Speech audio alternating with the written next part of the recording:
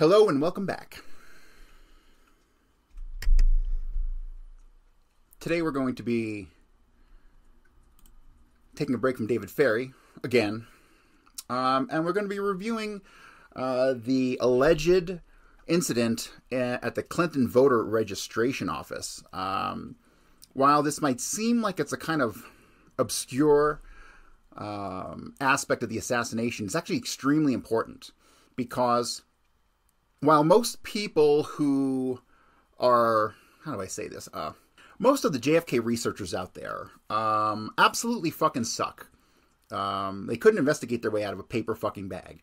And the reality is, all of them believe that David Ferrie, along with Oswald and Clay Shaw, went to the voter registration office in Clinton, Louisiana, in order to get Oswald registered to vote down there. This is problematic for so many fucking reasons. It's really unbelievable. And so we're going to go over the documents today, covering the Clinton witnesses. I'm not sure if this has everything, and if anything's missing, I will go ahead and I'll explain what the deal is. But I'll give you a preface and a short summary, just so you know what to expect as we go through this. So, in October of 1963, it is alleged that Lee Harvey Oswald went to the Clinton voter registration office with a couple people, two of them being David Ferrie and Clay Shaw. And so this becomes important because it wasn't Oswald. It was Kerry Thornley. And when you come to understand the nuances and the ins and outs of the Clinton incident, which actually turns out to be like 3 or 4 separate incidents that culminate with the Clinton voter registration incident. So why it's so important is because this was a failure on their part. I don't know if they were attempting to set Oswald up during this particular incident, because it kind of went the way of the dodo. It didn't get included into anything official story-wise. And for me, it is crucial to understand this incident, because when you come to understand that it was not Oswald, that it was Kerry Thornley involved in the Clinton registration incident, it bolsters the notion that they were impersonating Oswald with some goal in mind, right? Obviously, that goal is to create this image of a dissident communist who ultimately goes on to kill President Kennedy, right? All fiction, carefully sculpted fiction. However, they screwed up and they were sloppy. And they did things like this, like what we will discuss, involving the voter registration incident. However, it is very important to know that Garrison knew exactly what time it was. Garrison was onto them, and that becomes obvious as we go through the documents, because it was most certainly not Oswald and Clinton. And every time I fucking see Kennedy researchers like talk about this being proof that Oswald and David Ferrie were associated, it just drives me up a fucking wall, okay? So Oswald had a couple handlers in New Orleans. The primary handler of Oswald was Kerry Thornley. But I do know that Oswald had contacts with Clay Shaw at some point. The real Oswald had contacts with Clay Shaw, because after Oswald moved to Dallas, I don't remember which time. I think the later time, which would have been in, April of 63. And then he moved back in September of 63. Oh, yeah, so it would have been in September of 63. Clay Shaw goes to the house of Oswald's aunt, the legit Oswald's aunt. And she identifies him basically by description, and Garrison showed her a picture, and it was Clay Shaw, right? So Clay Shaw most certainly knew Oswald. Kerry Thornley most certainly knew Oswald. We know that because of the statements of Jeannie Hack. So those were Oswald's handlers in fucking New Orleans. Period. He didn't associate with David Ferrie. He didn't associate with Guy Bannister. He had nothing to do with 544 Camp Street. That was all them being sloppy, right? There was no intent there to link Oswald to 544 Camp Street. That information came out inadvertently, but it turns out it wasn't Oswald. It was Kerry Thornley who was impersonating Oswald all fucking over New Orleans. So, without further ado, let's dig into the documents. This is pretty interesting here. This is like a calendar notation that Garrison included with some dates And I'm glad these dates are here because they'll put some of this stuff into context, right? So 8/1, Oswald's in New Orleans. Then 8/8 was the fight in Canal Street, right? And then 8/9, he's at the municipal building. Now that's referring to the incident that Oswald had on the street corner with Carlos Bernier. They get into a fight. Carlos Bernier says, "You're a communist. People don't look. This is communist propaganda." This is when Oswald's handing out flyers on the street corner on Canal Street. That incident becomes important because it was set up. It was purely a staged incident. And the purpose of it was to get Oswald on television, which they ended up doing. Then again, here we have, what's that date? It looks like, I can't tell if it's a 6 or an 8. It's got to be after 8, so it's got to be 8/10. Leaflets in front of the ITM. That's the International Trade Mart, the Mossad front. And then 6/22. I can't read what that says, but that isn't really relevant to what we're looking at today. The interesting things here I find are the 8/8 and the 8/9 dates. That covers the incident with Carlos Bernier. And then he's back on 8/10 with the... okay, so the 8/10 incident is an interesting one because that is the time when, and I'll run through this really quickly. I'm going to spend a whole day or two on William Gaudet, but William Gaudet calls Jesse Core, who works at the International Trade Mart as a PR guy. He tells him there's a guy handing out flyers in front of your fucking building, so he calls John Corporan at WDSU. John Corporan sends people down to film Oswald. They end up getting Oswald on WDSU television. WDSU, CIA front. Got to realize that. Connected to Walter Sheridan of NBC. So that's how that series of events went down. Anything else here relevant? I don't really... Maybe I'll refer back to this, but I don't really think so. We'll move on. All right, so we come across an affidavit of John Manchester, who's a town marshal in Clinton, Louisiana. Okay, and so this incident, if I'm not mistaken, took place... I think there's a date in here somewhere. It was in early October. It says, affidavit before me personally came and appeared John Manchester, town marshal, Clinton, Louisiana, who, after being duly sworn, deposed and said, during the time of the civil rights demonstrations, I can remember that my attention was called to a Cadillac that was parked close to the voter registrar's office. I don't remember exactly how my attention was called to the car, and I don't remember exactly where it was parked, but it was in the vicinity of the registrar's office. I don't remember exactly how, but I remember finding out some way that the car was from the International Trade Mart in New Orleans. It is possible that I could have checked it out through our sheriff's office, or I may have gone up and talked to the people in the car and got that information from them. It's hard for me to remember exactly how. I do remember mentioning to someone, but I don't know exactly who, that the Cadillac was from the International Trade Mart in New Orleans. I also remember the joke being said that they were selling bananas. I don't know whether it was whether I said it or someone else said it. There was always a bunch of people around, and I don't know who could have been around at the time. There were always people coming and going and stopping and talking and looking.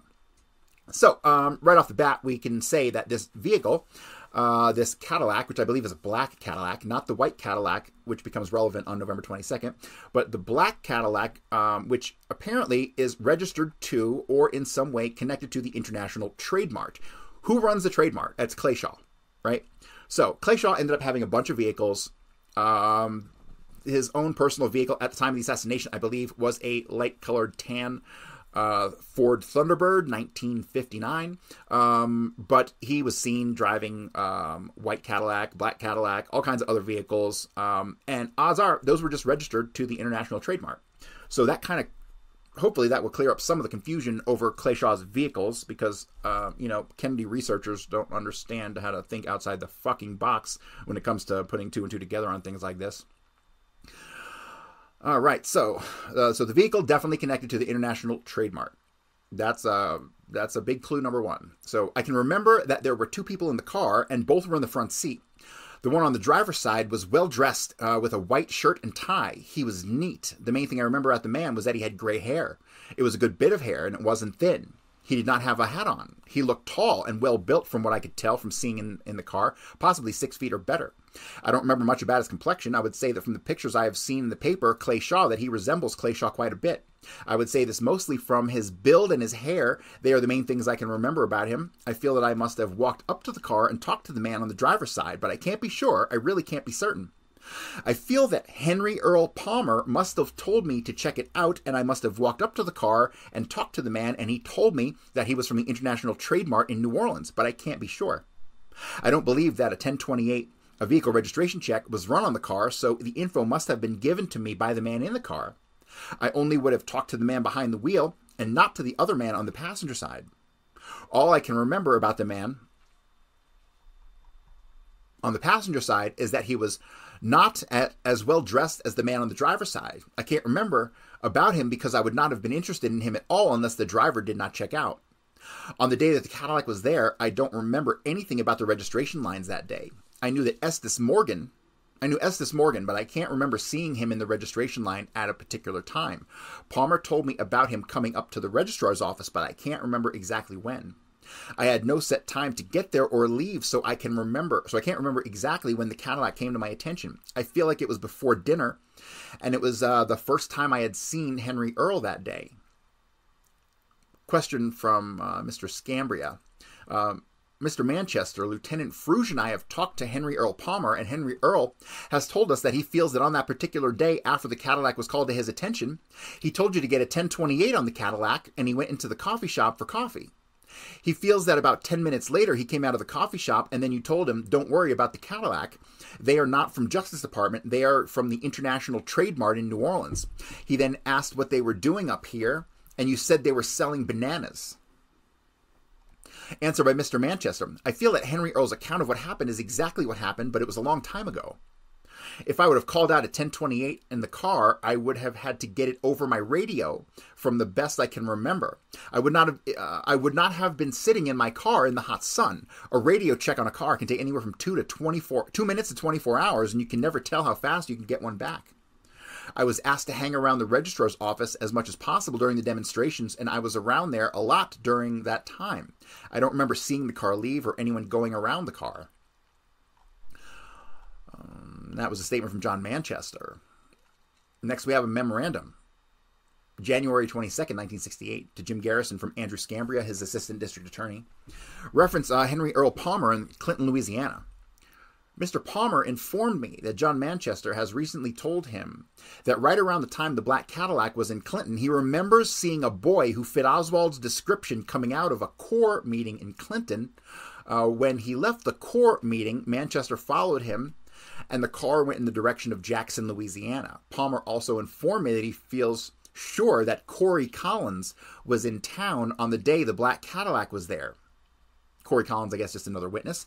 He also informed me that Van Buskirk's secretary is Mary Ann Sagely, who now runs a store in Felixville, Louisiana, and can give us a lot of information on Van Buskirk. Now, we haven't gotten to these names yet, obviously. I don't know who they are, and I don't assume that you know who they are.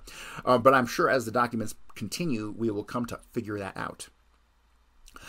He also said the doctor that Oswald mentioned was in the second registrar, which covers from L to Z. The name Riera rings a bell in some way for him. And in the notes on the side, it says T. Riera, Clinic Moreau, New Orleans, narcotics. What does that say? Narcotics, something begins with a C. And a friend of Ferry's. Okay, so allegedly here in Clinton, Oswald is there with two people. We can say with pretty much certainty that those people are Clay Shaw and David Ferry, but it's not Oswald, it's Kerry Thornley, because remember, Oswald did not associate with these people, period. There's zero evidence, and 100% of the evidence points to the fact that Kerry Thornley, who was impersonating Oswald, was the one who was associating with these people, right? So Kerry Thornley then mentions a name, Riera, and Riera turns out to be a friend of Ferry's and somebody involved in, who's a doctor, works at the clinic in, looks like Meraux, New Orleans. I can't really tell what that says.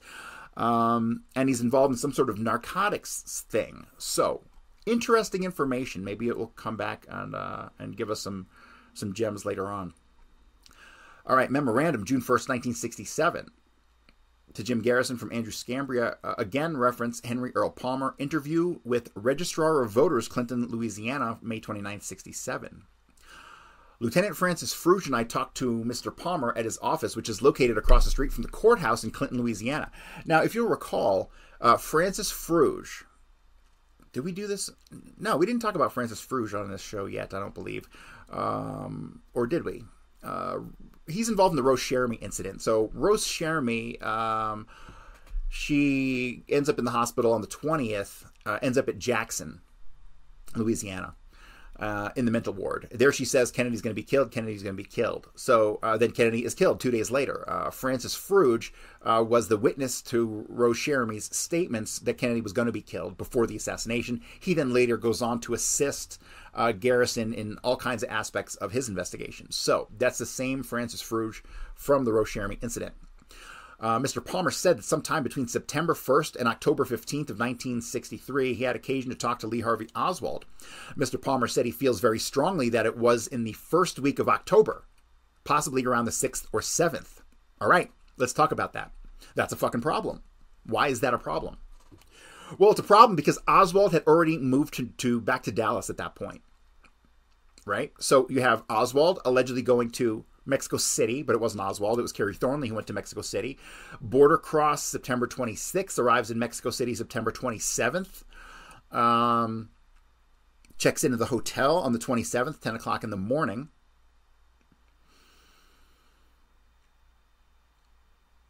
Then we have the incident on October 4th in Alice, Texas, where Kerry Thornley, again impersonating Oswald, goes to the radio station, Alice, Texas, and applies for a job there. There he is seen in a car with a woman and a child, right? So we're meant to believe that Oswald is there with Marina and their child, and Marina's pregnant at the time, right? However,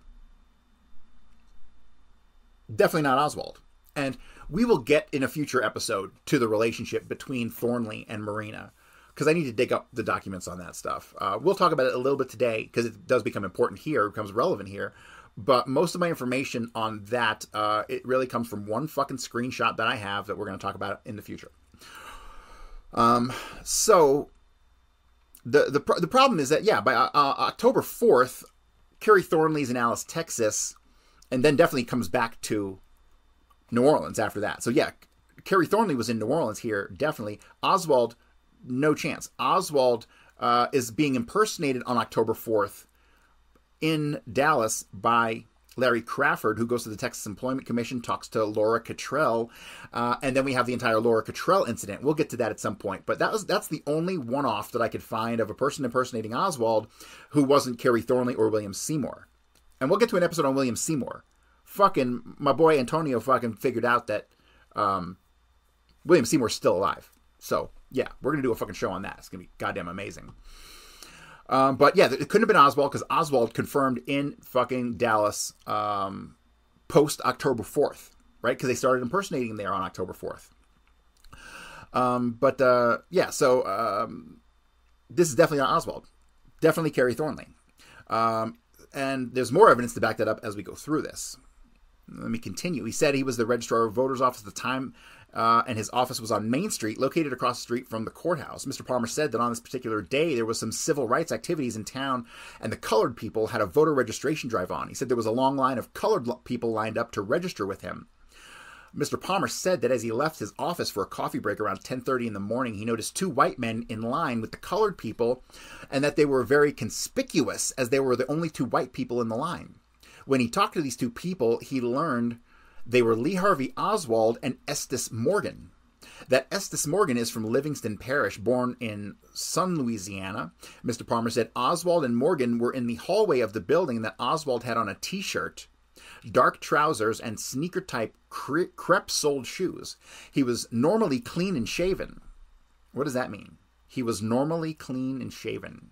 The context there is not right. Mr. Palmer said that he passed Oswald and Morgan in the line and never said anything to them, and he walked out of his office on the way to the cafe. On his way to the cafe, he noticed the black Cadillac parked about 20 feet from the entrance to his building, and then he noticed two people sitting in the Cadillac, both of whom were white males and were sitting in the front seat. Mr. Palmer said he was sure it was a black Cadillac and looked to be around a 1962.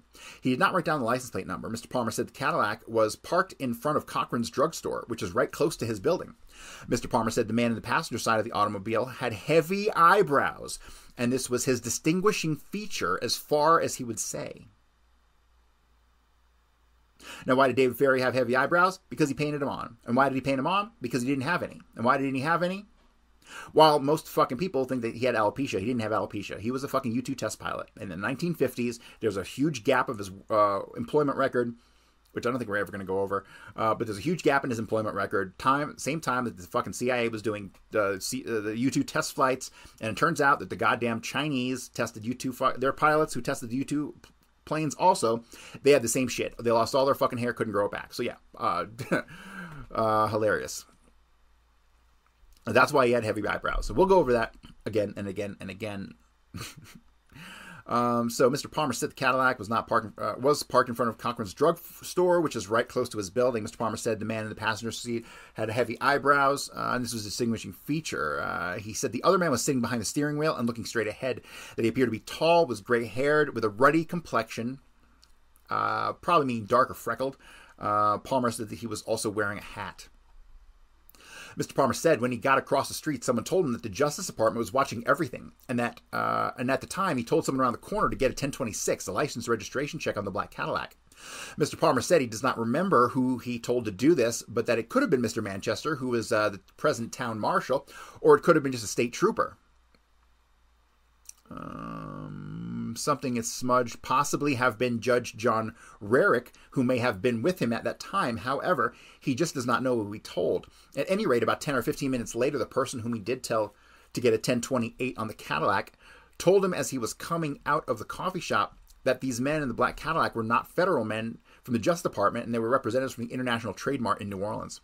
Mr. Palmer said that he asked the man what in the world they were doing here, and the man said laughingly, selling bananas. The man then repeated that he had checked them out and that they were from the International Trade Mart. Mr. Palmer said that he went back in the building and he stayed in the building until about 1 p.m. when he left for lunch at the same cafe. He said the car was still there and he had not moved an inch, and the men were still in the car. Oswald and Morgan were still in line waiting to talk to Mr. Palmer.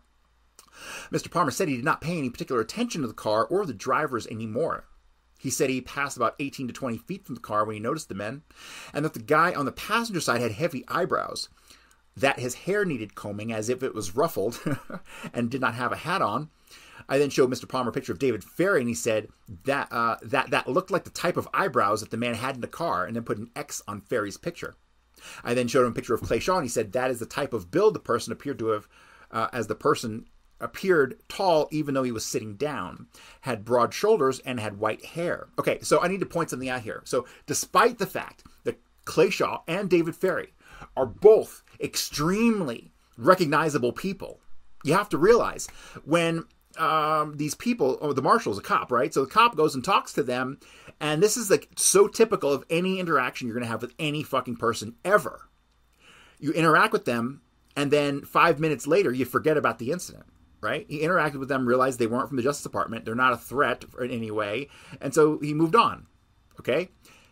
Now you have to imagine, years later, like 1967, 68, Jim Garrison digs up the investigation, realizes this, goes back to the cop, and then fucking expects him to remember this guy years later based off of his general recollection, right? You never can say with 100% certainty, especially a cop who deals with 50 fucking different suspects every goddamn day, right?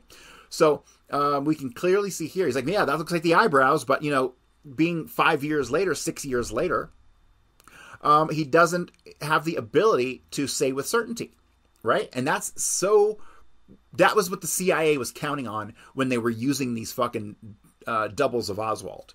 Because years later, if it ever came up, which they were counting on it not coming up, fortunately it did, but years later you go back and you start talking to people, you show them a picture of Lee Harvey Oswald, who is a communist, but the person who might have been in their store or who they interacted with looked very similar to them and fucking talked like, hey, I'm all about communism and shooting Kennedy and all this stuff, right? So this is exactly what they were doing as they were setting up Lee Harvey Oswald, right? So this kind of thing, to me, is like paramount in understanding why some witnesses could identify Oswald as Oswald and some witnesses couldn't identify Oswald as Oswald. Why some people couldn't identify William Seymour as Oswald or Kerry Thornley as Oswald, but others clearly did. Right? It's because they counted on this fucking gap in time and the obfuscation of memory. That's how the CIA worked back then. That shit doesn't work today. Fucking goddamn cell phone cameras everywhere. Nothing escapes them. All right. Where the fuck was I? Mr.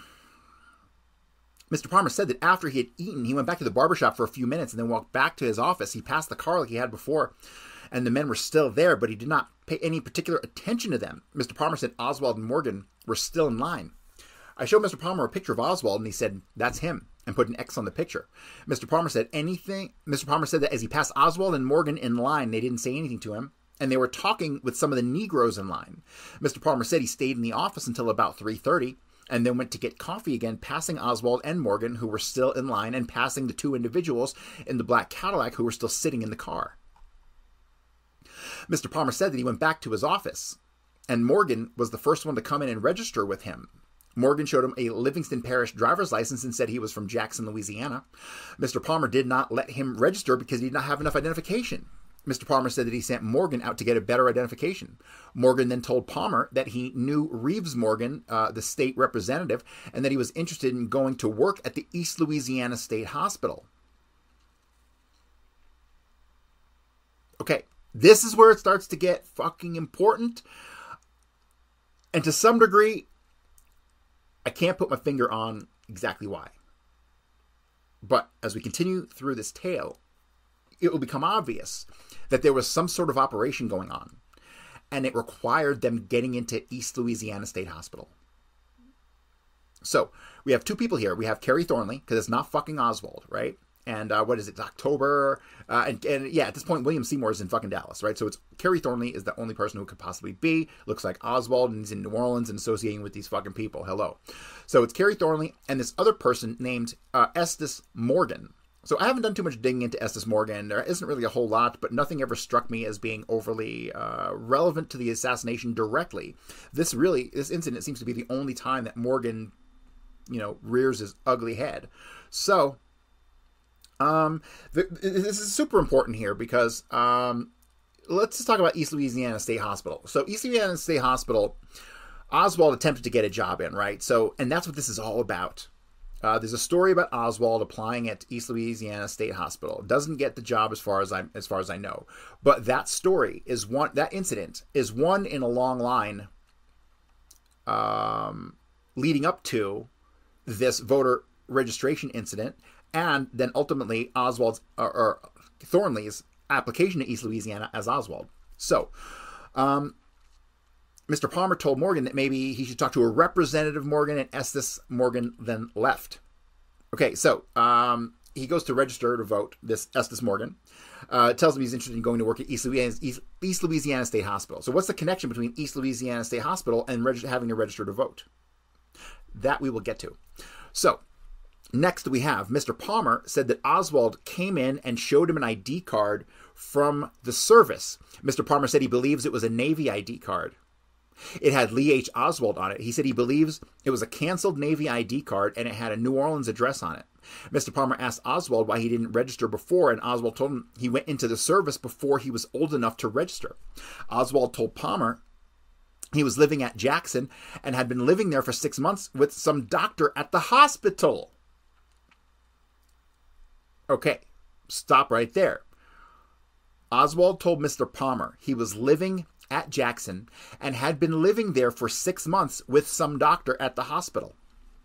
Obviously, this doctor is Riera, who is mentioned earlier as having been a friend of David Ferry's, right? Who we've already established is working in New Orleans, but as we will find out, moonlit at Jackson, right? So here we have more pieces of the puzzle fitting together. Why he's volunteering this information, I don't know. And obviously the information is false because neither Oswald nor Kerry Thornley nor any other motherfucker was living in Jackson with this Dr. Riera. Okay? So they're telling elaborate stories. Why are they telling these elaborate stories? Why are they bringing up the East Louisiana State Hospital? They're planting seeds for something, and the something never came to fruition. Okay, so this is one example of a dozen different things that I could name that they did to try to set Oswald up in some capacity that ended up falling to the wayside and not becoming relevant in as far as the assassination setup goes. So Oswald told Mr. Palmer he was living at Jackson, that he'd been living there for 6 months with some doctor at the hospital. Mr. Palmer said Oswald named the doctor, but that he could not remember the doctor's name. Mr. Palmer asked Oswald if the doctor was a registered voter, and Oswald said yes, but when Mr. Palmer checked the voter registration rolls for the doctor's name, he found the doctor was not registered with him. Mr. Palmer then asked Oswald if he knew the business manager at the hospital or the mayor of Jackson or Reeves Morgan, the state representative, and Oswald said he did not know any of them. Mr. Palmer then told Oswald he would have to get a letter from someone at Jackson saying that he was living in Jackson for 6 months before he would be able to register, or if he wanted to, he could register in New Orleans. So, obviously, this person, Kerry Thornley, is trying to register as Oswald in Clinton in order so that, as we'll see coming forward, so he can try to get a job at Jackson. This is a long, complicated scheme to get Oswald, a.k.a. Thornley, into the Jackson hospital. Why they want to get into Jackson, I don't fucking know. This is one thing of many that drives me fucking nuts, because ultimately it becomes irrelevant. As far as the assassination goes, becomes completely fucking irrelevant. I kind of think that they were there for records or something along those lines, but nothing to do with the assassination from what I can tell. So, where were we? Mr. Palmer then asked Oswald, blah, blah, blah. So as far as New Orleans go, he's telling him, if you want to register to vote, just go do it in New Orleans, right? So the story of why he wants to register here, he doesn't outright tell the registrar, right? Because we'll get to that in the documents coming up. But there's a reason that he needed to register to vote. And that was the fucking cause of this whole scheme. But this is not where the incident began. This incident began at a barbershop. And we will get to that barbershop here coming up shortly. Oswald told Mr. Palmer that he wanted to register with him as he wanted to get the job at the hospital, and Mr. Palmer informed him that he did not need to be a registered voter in order to get the job at the hospital. Okay, this is also key. Mr. Palmer said that Oswald thanked him for his information and then left, and that was the last time he saw Oswald. Okay, so why would you need a voter registration to get a job at the Jackson Hospital? You wouldn't. But that's not why he needed it. And we'll get to that here shortly. Mr. Palmer said it was around 4 o'clock, 4:15 when Oswald left his office. At about 5:45, Mr. Palmer said he left his office, and at the time, the black Cadillac was gone. Mr. Palmer said that as he was closing his office, Gloria Wilson, who worked in Cochran's drugstore, was just getting off work. As they passed each other, she remarked to Mr. Palmer, "Your civil rights workers are riding better than you are now." Mr. Palmer asked her what she meant, and she said that the boy in line with the niggers got in the black Cadillac and left with it. Mr. Palmer said that he is sure that if we would have talked to Mrs. Cochran, we could have gotten all the information and identification we would have needed as they were looking at the Cadillac, which was parked directly in front of the drugstore all day long. He said that knowing the two women, he feels sure that they may have even talked to the people in the car. He said, however, that it was Mrs. Cochran died in the last part of 1964 and Gloria Wilson died in 1965, both of natural causes. Mr. Palmer said that he has talked to John Manchester, the town marshal, about the incident. And at one time, Manchester had told him he could identify the men in the car. However, I can't tell if this is a continuation. It appears to cut. No, it does not. It goes from page 3 to page 3. Is this a duplication? Absolutely it is, so I can move on. After Garrison investigation hit the papers, Manchester told him, Mr. Palmer, that he could not identify the men in the car. Mr. Palmer said that he would talk to some of the people around town to see if he could get some information about those who might remember the incident. Mr. Palmer said he also talked to Billy Klein, who said he vaguely remembers the automobile. Mr. Palmer said he also talked to Mrs. Watson, who would have run a 1028 on the automobile, as it would have been her job in the sheriff's office to do so. However, she does not remember the car. Mr. Palmer said that Mr. Phelps, who is the mayor of Clinton, may have seen the automobile parked in front of Cochran's drugstore that day, as it was parked in front of Cochran's. Let me see. Did I screw something up there? Yeah, it was parked across from his garage. Mr. Palmer pointed out Clayshaw's first cousin. This is interesting. Mr. Palmer pointed out that Clayshaw's first cousin, her father and Clayshaw are brothers. So Clayshaw has a brother who has a daughter, and this is his first cousin. That would make her the niece, not a cousin. Fucking idiots. Is married to Willie Joe Yarbrough, who was one of the 5 town councilmen of Clinton, that she was living in Clinton in 1963 and still living there as far as he knows. Her name is Doris Shaw, and she works in the Clinton Bank, which is just 3 or 4 doors from where the black Cadillac was parked. Okay, so potentially Shaw was also there meeting with his cousin or niece or whatever the fuck she was. All right, so here we go. This is what's going to kick off this whole series of events. So let me see if I can reorganize this data.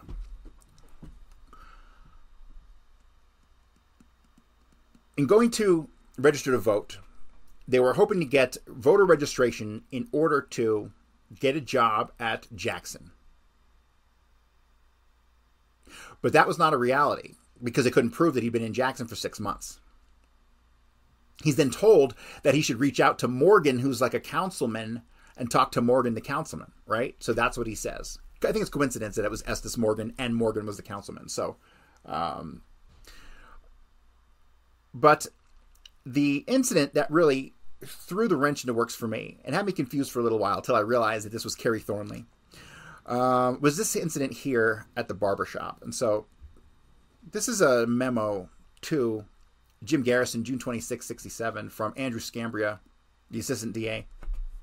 Interview with Mr. Leah McGee on June 17, 1967. I talked to Mr. Leah, it's L-E-A, so maybe Lee. I talked to Mr. Lee McGee, who was a barber in the town of Jackson, Louisiana. Mr. McGee told me that in late August or early September 63, he said it was kind of cool and he remembers his air conditioner was not on. Just before he closed his barbershop, a person who he later found out was Lee Harvey Oswald walked into his barbershop and got a haircut. McGee said that he noticed an old colored beat-up car pull up and park a few feet past the entrance to his shop. The next thing he noticed was this man walking into his barbershop and sitting down in the chair ready to get a haircut. McGee said the person at no time introduced himself. As McGee started to cut his hair, the person started asking him questions about the East Louisiana State Hospital and wanted primarily to find out what kind of hospital it was. The person told McGee that he was from New Orleans and was out of work and wanted to know how he could go about getting a job at the hospital. McGee said that Oswald seemed surprised when he told him that East Louisiana State Hospital was a mental hospital. Oswald repeated mental hospital and then asked McGee if there were all kinds of jobs in the hospital. McGee said that it was his impression that Oswald had just been out of work and drove straight up to Jackson and stopped at his barbershop. McGee said, hold on, let me reread that. McGee said that it was his impression that Oswald had just been out of work and drove straight to Jackson and stopped at his barbershop. Okay, Oswald doesn't drive. Period. McGee said that Oswald gave him the impression that he was not familiar at all with the Jackson area and also made the comment about the barbershop being a good place for information. Oswald told McGee that he needed a job right away, and he said that he didn't know any politicians in New Orleans that could help him. Shit, imagine not having the internet and having to go to a barbershop for information. Hilarious. McGee then told Oswald that Mr. Morgan, who is a state representative, might be able to help him get a job at the hospital. McGee then explained to Oswald how to get to Morgan's house. Okay, so the incident at the voter registration took place October 6th or the 7th, right? So that took place after all of this. They attempted to get the voter registration done, but they couldn't do it, right? So let's back up and we will go through the series of events leading to that really shows there was a whole lot more going on than them just needing voter registration. So let me read this again. McGee said it was his impression that Oswald had just been out of work and drove straight to Jackson and stopped at his barbershop. McGee said that Oswald gave him the impression he was not familiar with at all with Jackson, and he also made the comment about the barbershop being a good place for information. Oswald told McGee that he needed a job right away, and he said that he didn't know any politicians in New Orleans that could help him. McGee then told Oswald that Mr. Morgan, who was a state representative, might be able to help him get a job at the hospital. McGee then explained to Oswald how to get to Morgan's house. McGee said that it was his impression that he was the first person that Oswald had talked to in the town and that his barbershop was the first stop Oswald had made. So this is the initiating point of the series of events. McGee then told him that it would help him if he were a registered voter in the parish. McGee then told Oswald that he could register with Henry Earl Palmer, who was the registrar of voters. All right, so here we go. We're starting to get some understanding as to why the whole fucking incident happened in the first place. So McGee then told him it would help him if he were a registered voter in the parish. McGee then told Oswald he could register with Henry Earl Palmer, who was the registrar of voters. So what he's getting at here is Thornley goes to this fucking barbershop to get information because it's the local internet at the time. He talks to the guy about getting a job at East Jackson Hospital and wants to know anything about the hospital. He's then told that, well, if you go talk to the state representative Morgan, he might write you a letter to get into to get a job at the hospital. But then he tells him that it would help him if he was a registered voter, and then he could get registered with Henry Earl Palmer. Okay, so this becomes important because Morgan, and we'll get to Morgan's statement, Morgan is a local representative. Why would a local representative write this fucking kid a recommendation for a job in Jackson when the guy, he doesn't know him, and the guy's got a New Orleans identification card with no proof that he lives in the area? He wouldn't. It's ridiculous. But do you see how much trouble that Thornley and these fucking guys doing some operation aimed at getting into Jackson Hospital? I'm like speechless at like how fucking complicated this whole thing is. And when I was going over this the first time, the complicated level of these interactions and why the fuck all this happened, culminating in the fucking voter registration incident, I was like, wait a minute, stop the presses. Something else is going on here. And so let me just move on. We'll continue as we get to Morgan's statement, which shows you how ridiculous this whole fucking thing was. So McGee said that Oswald was neatly dressed and did not need a haircut, and that he could have gone without one. So he didn't even need a fucking haircut. He went there for information. And that's it. Oswald had on a pair of slacks and a sports shirt. I think that means a collared shirt. I don't know what the fuck a sports shirt is, because it ain't a t-shirt, but they didn't call them t-shirts then either. McGee said that Oswald was very nice, and after he cut his hair, he just got up and thanked him and walked out of the shop. McGee said that after Oswald had his hair cut, he asked McGee whether he had change for a $5 bill, and McGee told him that he did. McGee said that he cannot remember everything that Oswald told him, but he said that Oswald seemed to say something to deliberately make McGee remember him. McGee said that... How many times have we fucking seen this and just gone over this in the last couple weeks? Oswald seemed to say something to deliberately make McGee remember him. Hello. McGee said there was no one else in the shop at the time as he was about to close. McGee said that he remembers Oswald continually staring at a big picture of Martin Luther King at a communist training school which McGee had hanging on the wall. However, McGee said that Oswald did not comment on it. I asked McGee to tell me everything that he could remember about the automobile, and he said that he really never paid much attention to it except when it passed in front of his window, and then he may have glanced at it about 3 or 4 times as it was parked a few feet away from his door. McGee said if he had to guess what kind of car it was, he said it was like a Nash or a Kaiser. McGee said he does remember that it was old and beat up, and he doesn't think it was a station wagon. It was a dark in color, and he doesn't remember if it had a Louisiana license plate or not. McGee said that what did attract his attention was an article on the back seat of the car that looked like a baby bassinet, and there was a woman sitting in the front seat of the car, more or less turned around with her arm over the front seat, as if she were paying some attention to the bassinet in the back seat. Stop the fucking presses. This caused me so much goddamn trouble for like a whole fucking year or longer. I think I even gave up on this for a while before revisiting it and realizing that this was not Oswald, this was Kerry Thornley. And how do I know this is fucking Kerry Thornley? Because I was able to prove the relationship between Thornley and Marina Oswald in New Orleans when they were living at Magazine Street, when a neighbor told Garrison she saw Thornley over at Oswald's house so often that she didn't know which man that fucking Marina was married to. Marina later went on to make statements in the 1980s and 90s that she was married to 2 men. Most people believe she was speaking euphemistically. She fucking wasn't. She wasn't. So, it drove me crazy, and it took me for fucking ever to prove the relationship between Thornley and Marina. And once I did, it filled in 100 fucking gaps. Not only in New Orleans, but in Alice, Texas, in Dallas, Texas, in Fort fucking Worth, all the goddamn over the place.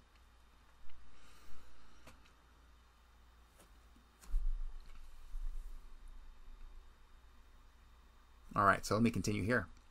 McGee said that he did not see the woman's face at all, but that from what he can remember of her appearance from the rear, she did not look to be an elderly woman, and he would guess that she would be in her early 20s.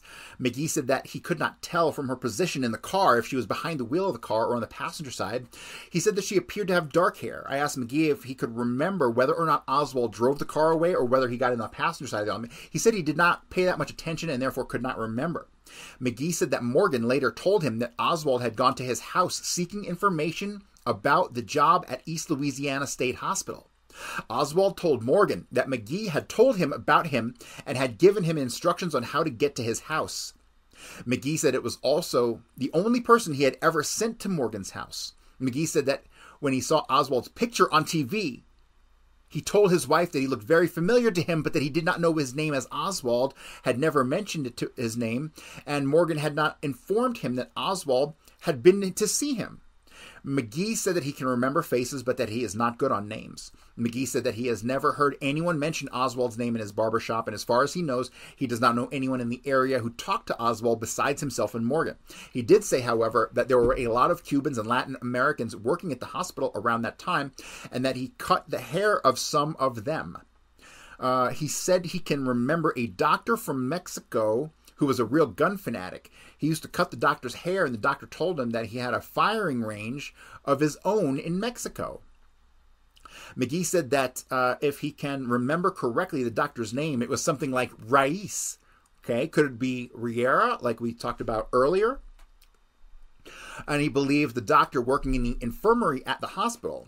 McGee said that the doctor was short, kind of heavy-set, and had a butch haircut, and was in his early 40s. He said the doctor was dark and had pockmarks or skin blemishes on his face. Interesting, because now we're getting a second fucking Hispanic with skin blemishes or pockmarks on the face, right?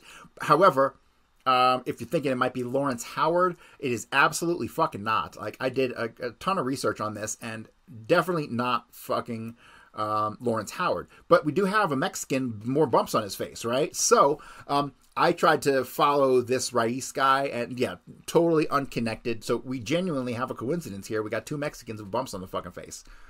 Yeah, tell me about it. I sound like a fucking moron even saying that. But hey, for now, it is what it is. If I have to eat my words later on, I have no problem doing that.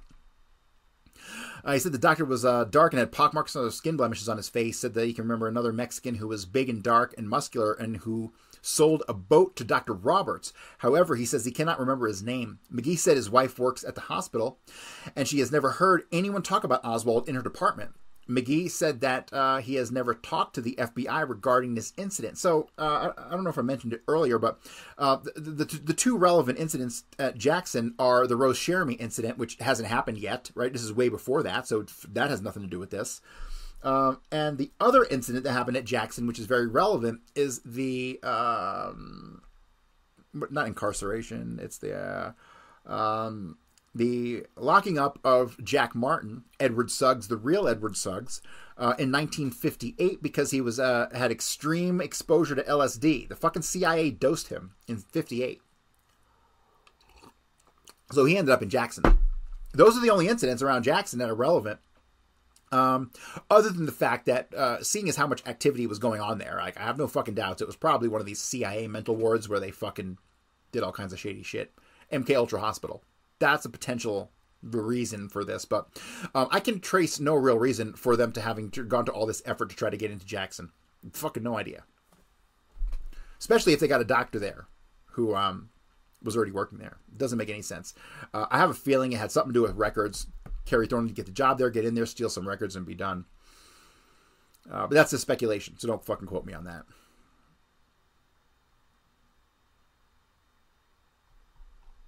Continuing on, another memorandum. June 1st, 1967. To Jim Garrison from Andrew Scambria. Interview with Mr. Reeves Morgan of Clinton, Louisiana. Remember, Estes Morgan was the person with Thornley, who is ultimately irrelevant. Probably another low-level CIA guy. And this is Reeves Morgan. No relation. Weird coincidence, though. Accompanied by Lieutenant Francis Rouge, Louisiana State Police, I traveled to Clinton, Louisiana. Talked to former state representative Reeves Morgan. Mr. Morgan was a member of the House of Representatives from 52 to 56, and again from 60 to 64, from East Feliciana Parish. Can't read what that says. Something of Mr. Morgan told me that during the latter part of September 1963 at around dark. Oh, hang on a second. Let me fucking back up.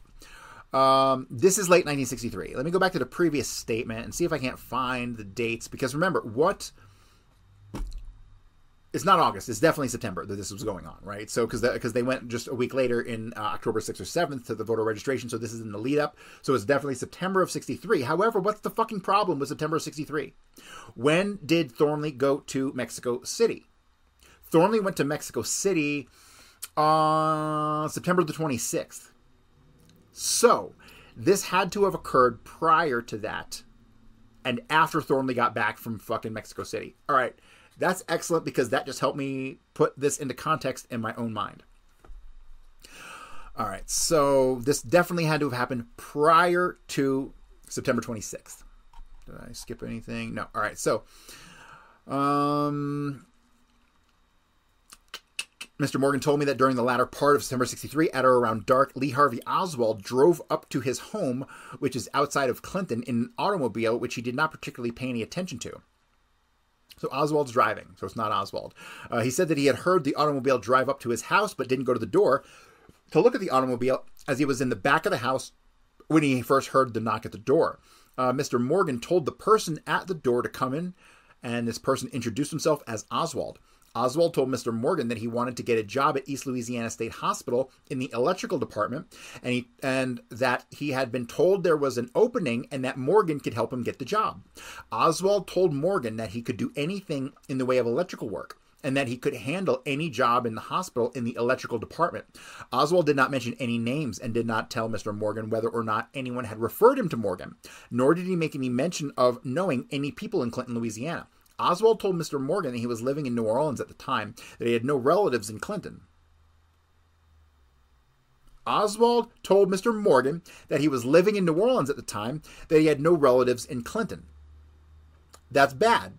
How did he update the story when he got to the fucking voter registration? What did he tell him? He told him he'd been living at Jackson for 6 months. So ultimately, and we'll see here, he's unable to get the recommendation to get the fucking job, and therefore the story unfolds. But let us continue. Oswald told Mr. Morgan that he was living in New Orleans at the time, that he had no relatives in Clinton. Mr. Morgan said that most of the conversation with Oswald pertained to the job. Mr. Morgan said that he told Oswald what procedure to follow in order to get a job at the hospital, and informed him he should meet the civil service requirements, such as filling out an application at the hospital and applying for a civil service test. Morgan told him that he would look into the job at the hospital, but that if there was an opening, he felt obligated to try to get it for one of his constituents before he would try to get it for Oswald. Oswald asked Mr. Morgan what a constituent was, and Mr. Morgan told him it was a person who was registered in his parish and was on the voting rolls. So now we know with absolute fucking certainty why they were attempting to get voter registration. He was attempting to get a voter registration so he could become a constituent of Mr. Morgan, so then Mr. Morgan would write him the fucking letter. Right? But he got denied all around. He gets denied here by Mr. Morgan, who won't write him a fucking letter because he's not a constituent. Then, 2 weeks later, after he gets back from Mexico City, he goes to the fucking voter registration office trying to tell him he's been living there, hoping to wing it that he'll get a fucking voter registration, simply to go back to Mr. Morgan and say, hey, I got the voter registration. Can I get the letter to get me the fucking job, the recommendation to get me the job at Jackson?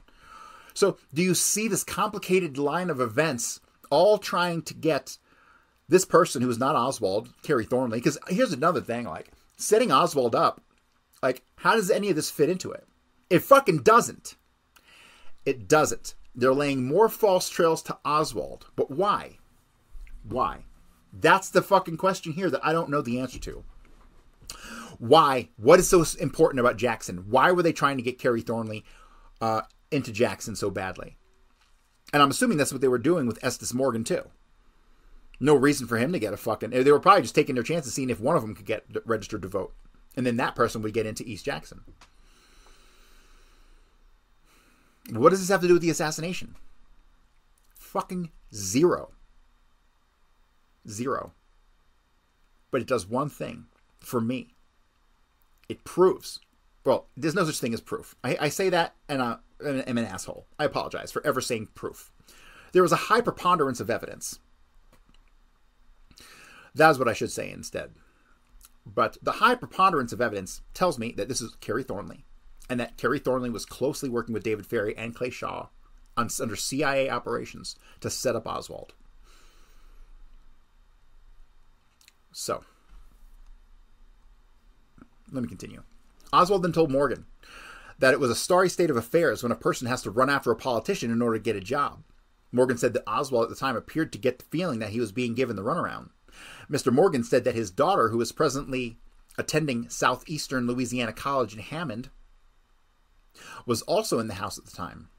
And later on, after the president was shot, she remarked to her daddy that if she remembers correctly, that when Oswald was in the house talking to her father, there was a woman sitting in the automobile waiting for him. Mary Morgan will be home from school this week, and I will talk to her to see if she remembers any of the details. Mr. Morgan said that Oswald had on dark pants, a weather-worn shirt jacket type combination, and was normally clean and shaven. Mr. Morgan said that he and Oswald talked for about 20 to 30 minutes. Mr. Morgan said that he remembers Oswald bragging very much about his ability as an electrician. Mr. Morgan said that in the next few days he inquired at the hospital to find out whether or not there were any jobs open and if there was any need for an electrician. Mr. Morgan said that he found out that officially there were no job openings at the hospital, but he learned from some people around the hospital there that there was a need for an electrician and that they needed somebody to climb poles and do electrical work around the hospital. Mr. Morgan said that they eventually hired a man from Gulf States Utilities to do this type of work. Morgan said that several months ago, when he was working at the hospital, a conversation came up about Oswald talking about going to work at the hospital. At that time, Aline Woodside, who works in the personnel department of the hospital, told Mr. Morgan she saw Oswald's application in the personnel files at the hospital, but that she does not know whatever became of it. So this person, Kerry Thornley, put in the application under the name Oswald, and this apparently... Oh, actually, we don't have a date on when this occurred, on when this check of Oswald's application happened. Mr. Morgan said that after the president was shot, he talked to some of the people at the hospital about what had happened and that people frequently asked him about Oswald. Mr. Morgan said that he recognized Oswald's picture in the paper after the president was shot, and he said he remembers the name of Oswald because he remembers Oswald introducing himself as Oswald when he first entered his house. And Mr. Morgan asked him if he was related to a man living in Clinton by the name of Oswald Chance. That's interesting. Mr. Morgan said that Oswald didn't give his full name until he was walking out of the house when he said his name was Lee Oswald. Mr. Morgan said that Kentwood is around 45 miles from Clinton, and many people from around Kentwood area come to Jackson to work in the hospital. The hospital is well known around Kentwood area.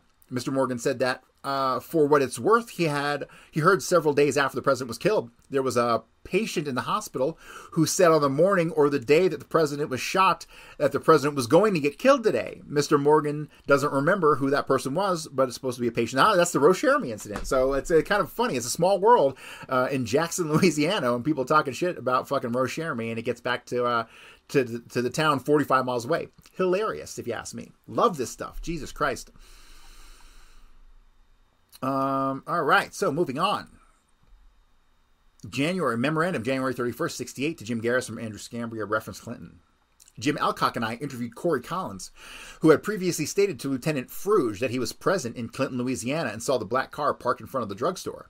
Collins said that if he did have blue overalls on, as Palmer said he did, it means that this had to be either a Wednesday or a Thursday, which were his off days from the hospital. He said that the girl with him had to be either Vera LaBelle or Laura Davis. How the fuck you not know which girl's on your shoulder? Give me a fucking break. These fucking people in the 60s, I swear to God.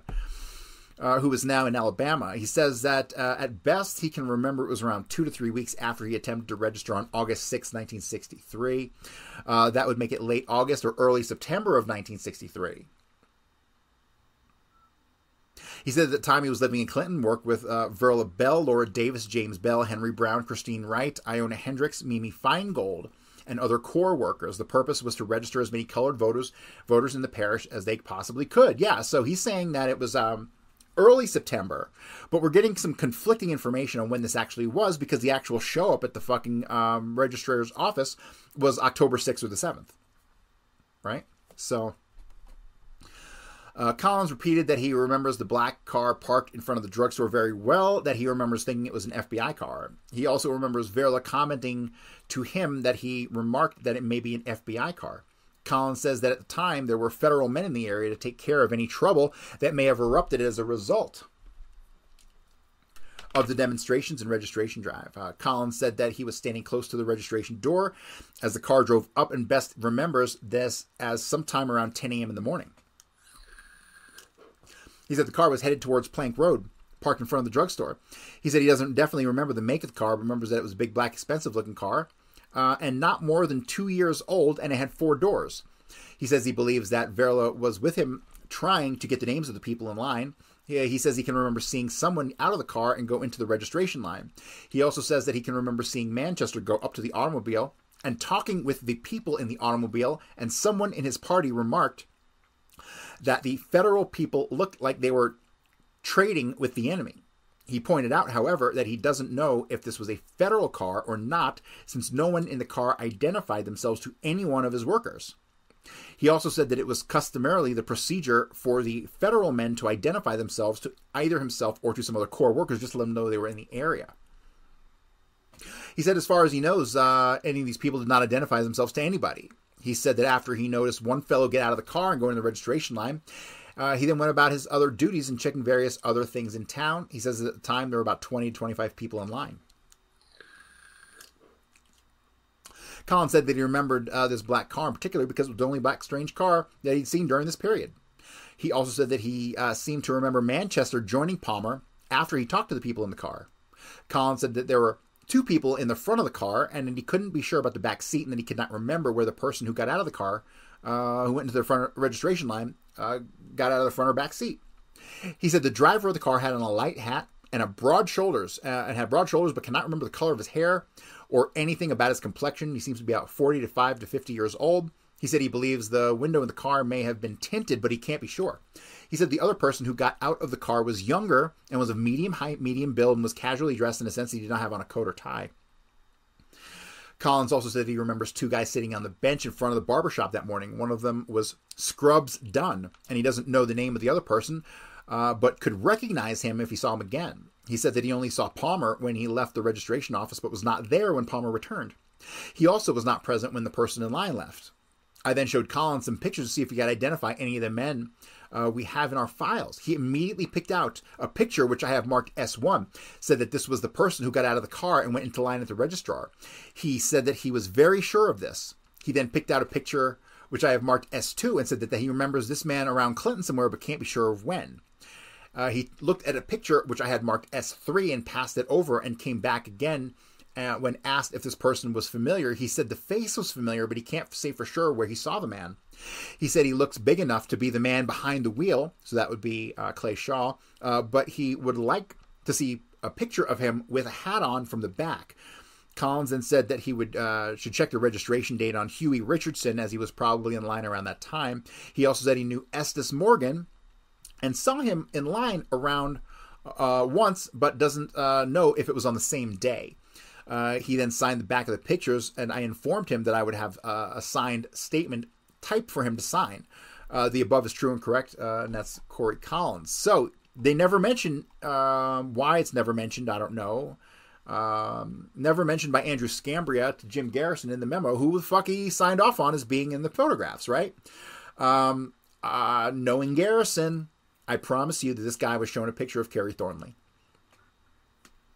100% but it's not mentioned here. You know what? I bet it is mentioned in another file of Jim Garrison's that has been disappeared from history, because we can say with certainty probably somewhere around 40 to 50% of Garrison's files are poof, gone into thin air. That's why you got me. You don't need Garrison's files. Fuck. All right, we have a tape recording of an interview with Cory Collins. which shall be transcribed later, which says in effect that Cory was working in Clinton with Verna Bell for CORE during the voter registration drive in the summer of 63. He says that he and Verna Bell both say that they can remember seeing the black Cadillac in Clinton sometime within 3 or 4 week period after he registered on 8/16 of 63, right? So this would again put it in mid to late September, prior to September 26th. So now we're starting to narrow down this time frame, so we could probably say it is between let's say the 16th of September and the couldn't have been the 25th because they had shit going on that day, the 24th, right? So we're narrowing it down to like an 8-day window. All irrelevant. Doesn't fucking matter. As long as it does not conflict with the dates, September 26th to October 4th, dates that I can prove that Kerry Thornley was the one impersonating Oswald down in Mexico City. As long as it doesn't overlap with those dates, which it doesn't appear to. Those dates actually appear to be very distinct from these dates, especially seeing as how, remember, the initial witness we talked to said this incident happened between October 6th and 7th, or 5th, 6th, and 7th, right? Which makes perfect sense because Kerry Thornley was gone until October the 4th. So, but these people are all having a hard fucking time remembering when shit happened, which is kind of fucked up to me because I don't seem to ever forget shit like that.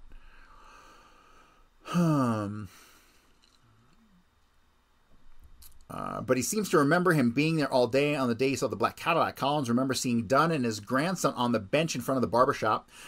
He said that he and Verna did take down the names of everyone in line at the voter register and did send the list to CORE headquarters in New Orleans. He said that either he or Verna Bell or Betty Poole or Ronnie Moore must have sent the list to CORE headquarters in New Orleans. He said that we could check with a man named Haley in regard to the list. The transcript of the entire interview with Collins will follow.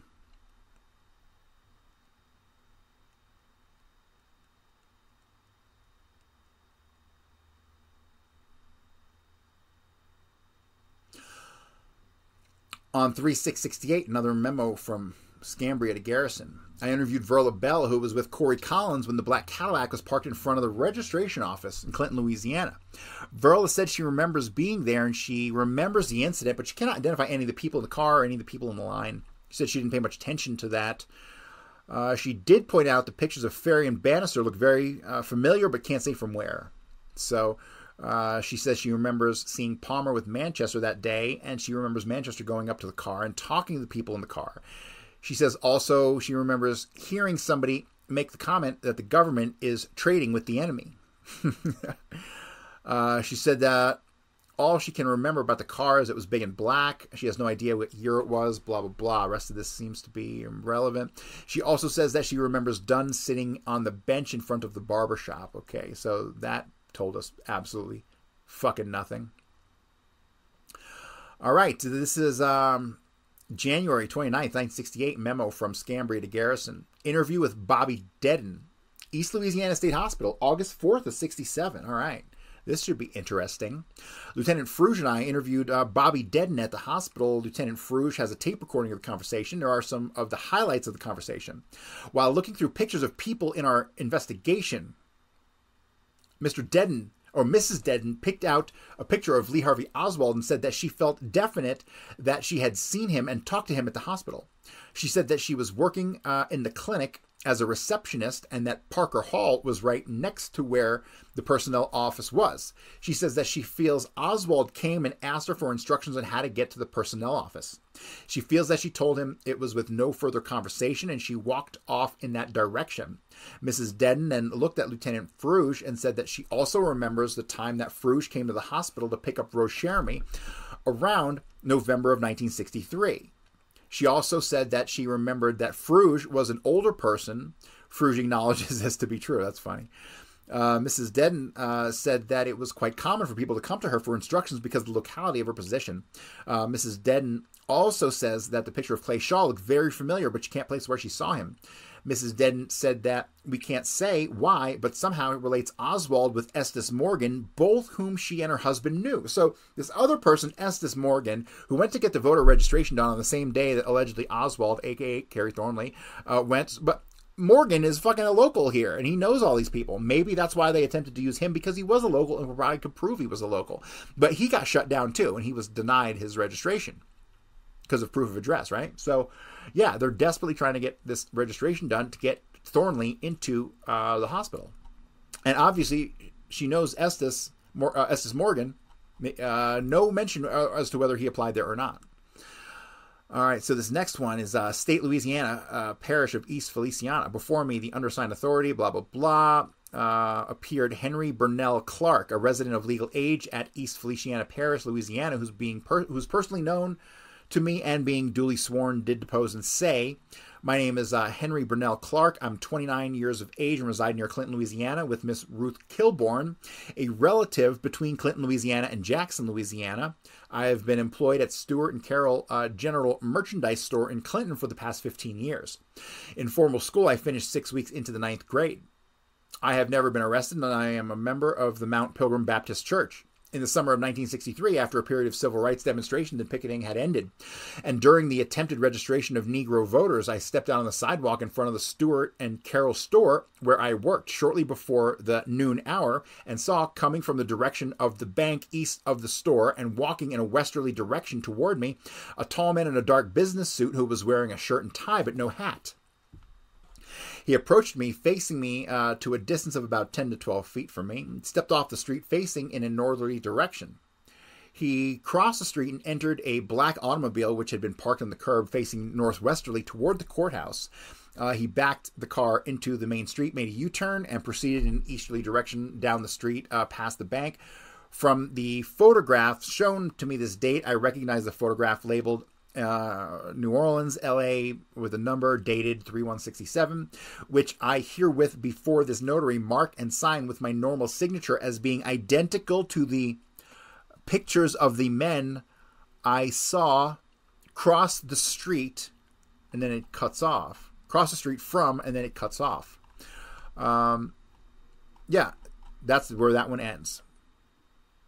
There seems to be something missing, and then it picks up here. I especially noticed this particular individual with New Orleans plate number 125388 on his chest in the photograph.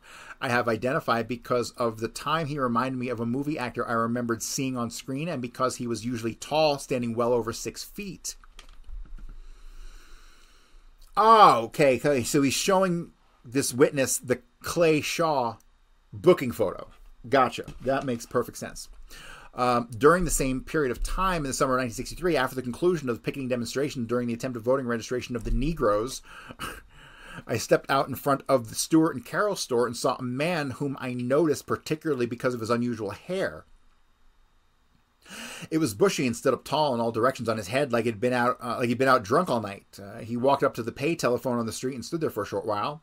I do not know whether he made a telephone call or not. From the picture shown to me this date, I can state this man who went to the telephone booth was the man wearing over his chest the label New Orleans, LA 17062, with the numbers under it reading 21662. Oh, so no, that was not, absolutely could not have been Clay Shaw. Clay Shaw was arrested in 67. So if it was in 1962, it absolutely had to have been David Ferry. Gotcha. So now we absolutely have two positive confirmations, right? This is we had a witness who positively put Clay Shaw in the vehicle, and now we have another witness who positively puts David Ferry in the vehicle. Because, okay, but they don't explicitly say that, right? You have to know and understand that David Ferry got arrested for diddling fucking kids in 62, and therefore that's the picture that they're fucking showing. All right, that's what that proved. Awesome. All right, we are coming to the end of this file here. Let me see. We have a written statement from Mr. Dunn. Let me see how much of this I can read. The handwritten stuff is a pain in the fucking ass. July 15, 67, Clinton, Louisiana, Parish of East Feliciana, 3:00 p.m. My name is Andrew Hayden Dunn. I am 57 years old. I have resided in this parish all of my life. I am unemployed at this time due to illness.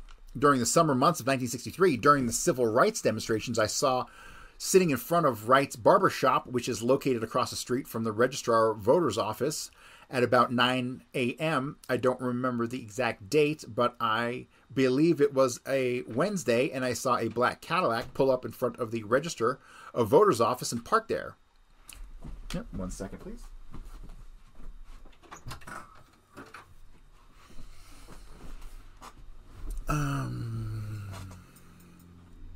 There were 4 men in the car. There was a tall, well-dressed man driving the car. The other 3 men in the car were not as tall and not as well-dressed. I can identify the 4 men that were in the car. I have looked at several pictures handed to me by Fruge of the state police and have identified 3 pictures of the men in the car. He said that something, can't read that. They all got out of the car and stood around the car for a few minutes. Then 3 of them got back into the car and 1 left. 3 of them got back into the car and 1 left. So Estes Morgan must have stuck around because he was a local. And the 3 of them, Kerry Thornley, David Ferry, and Clay Shaw, left. I knew Estes Morgan personally. I saw him standing in the line of people that were trying to register to vote one day. I cannot say for sure if this was on the same day that I saw the Cadillac. I don't remember for how long the car stayed parked there. I do not know who Clay Shaw is and have never seen a picture of him in the newspaper on the television. I am making this statement of my own free will. I have not been threatened or been made any promises, blah, blah, blah, blah, blah. Signed Andrew, what was his last name again? Andrew Hayden Dunn. So, and then we have one final page of this particular file. Memorandum, January 29th, looks like 68. Once again, from Scambria to Garrison, interview of Mary Morgan, June 3rd, 67.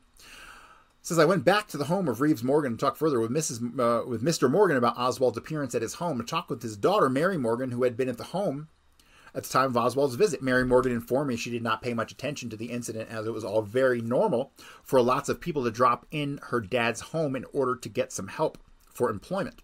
Mary told me that when Oswald was in the house talking with her dad, she happened to walk towards the screen door and went onto the porch and just casually noticed there was a dark-colored car parked under the tree in front of the house. It was rather dark and she didn't really pay much attention to the car. She says as best as she can remember, it was an old car and the model was somewhere in the 50s. She says that she remembers seeing a woman in the car. She did not pay much attention to the whole situation. She did not go out to see Oswald and the woman in the car drive away. And so that is going to wrap it up for this file. Now, what do we gather from all this stuff? What we gathered is that they were trying to get somebody into East Jackson Mental Hospital. The why is the big mystery. I have no fucking idea. But for me, again, what I gather from all this, the most important stuff here is that it was not Oswald. It was Kerry Thornley. And the missing link to Kerry Thornley is Marina Oswald. And here we have numerous witnesses who saw this person who claimed to be Lee Oswald with Marina and a kid in the back seat driving a dark-colored vehicle, and Oswald never fucking drove. Ever. Well, that's not true. One time he had a driving lesson with Ruth Payne, and she said he fucking sucked, and he never did again. So, yeah. So the key things here for me were this this bolsters the notion of the relationship between Thornley, Clay Shaw, David Ferry, shows that they were using Kerry Thornley as Oswald to do various things. They intentionally dropped the name Oswald here, right? So they were obviously leading a false trail to Oswald, trying to get the voter registration, trying to get him a job at Jackson. But why? What is so important about Jackson? And like I said, I have no idea. I feel like it has to do with records. The CIA wanted in for something to do with records. That's my speculation, and you're probably never going to see or hear that anywhere else. So, but that is going to do it for today. I really appreciate you guys tuning in. How long did I go for? About an hour and 20. All right. So, if you're watching this on Rockfin and you haven't signed up on kick.com, go to kick.com/Cory Hughes and follow me there. And and then email me, Cory@CoryHughes.org. And you'll get a free copy of my pre-order package. I need to get up to 75 people on Kick. I've only got 45 as we speak, so I need 30 people. I got 30 more books to give away for free for people who register at kick.com. So register at kick.com/Cory Hughes. Email me, Cory@CoryHughes.org, and I will shoot you over a pre-order package. So that's going to do it for me today. Thanks for hanging out, and I'll see you guys tomorrow.